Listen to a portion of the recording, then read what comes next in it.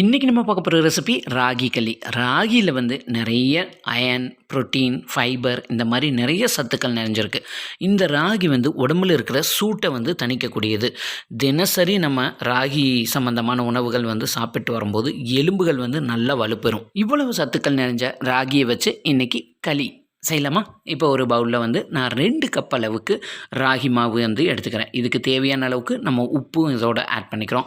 Add பண்ணிவிட்டு இது கூட நார்மல் வந்து வாட்டர் யூஸ் பண்ணி, இது வந்து ஹாட் வாட்டர் கிடையாது, நார்மல் பச்சை தண்ணி தான். இதை வந்து தண்ணி ஊற்றி இந்த மாதிரி கொஞ்சம் கூட கட்டிகள் இல்லாமல் கையில் நல்லா கரைச்சி விட்டுருங்க. பாருங்கள், இந்த அளவுக்கு நல்லா கரைச்சிட்டு இப்போ அடுப்பில் வந்து ஒரு கடாய் வச்சுக்கோங்க.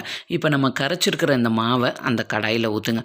ஊற்றிட்டு மீடியம் ஃப்ளேமில் அடுப்பை வச்சுட்டு இந்த மாதிரி கைவிடாமல் கலந்து கொடுத்துக்கிட்டே இருங்க. பாருங்கள், கலக்க கலக்க மாவு வந்து கொஞ்சம் கொஞ்சமாக திக்காகிக்கிட்டே வரும். பாருங்கள், இந்த அளவுக்கு நல்லா தண்ணியெல்லாம் வற்றி இந்த அளவுக்கு ரொம்ப டைட் ஆனதுக்கப்புறமா நம்ம தனியாக இன்னொரு பாத்திரத்தில் சுடுதண்ணி வந்து காய வச்சுக்கோங்க. அந்த சுடுதண்ணியை இப்போ இது கூட ஆட் பண்ணிவிட்டு இப்போ இதை மறுபடியும் நல்லா இந்த மாதிரி கலந்து கொடுத்துக்கிட்டே இருங்க. அடுப்பு வந்து மீடியம் ஃப்ளேம்லேயே இருக்கட்டும். இந்த மாதிரி நல்லா கலந்து கொடுத்துட்டு இப்போவும் பாருங்கள், மறுபடியும் நம்ம ஊற்றின தண்ணியை ஃபுல்லாக இழுத்துருச்சு. இப்போ சுற்றியும் வந்து தண்ணியை தொட்டு இந்த பாத்திரத்தை நல்லா சுற்றி க்ளீன் பண்ணி விட்டு மறுபடியும் இன்னும் கொஞ்சம் தண்ணியை ஆட் பண்ணிவிட்டு இந்த அளவுக்கு நல்லா கட்டி இல்லாமல் மிக்ஸ் பண்ணி இப்போ அடுப்பை சிம்மில் வச்சுட்டு லிட்டை போட்டு க்ளோஸ் பண்ணிவிட்டு அடுப்பை சிம்மிலேயே ஒரு 10 நிமிஷம் வந்து சிம்மிலேயே வேகட்டும்.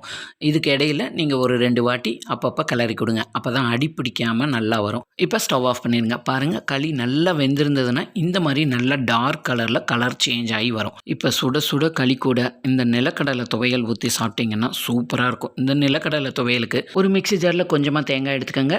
நிலக்கடலையை தோலை நீக்கிட்டு அதையும் சேர்த்துட்டு வரமிளகா காரத்துக்கு ஏற்ற மாதிரி போட்டு ஒரு 2 பல்லு பூண்டு தேவையான அளவுக்கு உப்பு போட்டு நல்லா அரைச்சிட்டு கடுகு கருவேப்பிலை போட்டு தாளிச்சு ஊற்றிடுங்க. களி கூட இந்த சட்னி வச்சு சாப்பிட்டிங்கன்னா சூப்பராக இருக்கும். மார்னிங் பிரேக்ஃபாஸ்ட்டுக்கு வெயிட் லாஸ் ரெடியூஸ் பண்ணுறவங்க இந்த மாதிரி பிரேக்ஃபாஸ்ட் எடுத்துக்கலாம். வீடியோ பிடிச்சிருந்தா லைக் பண்ணி சப்ஸ்கிரைப் பண்ணிடுங்க.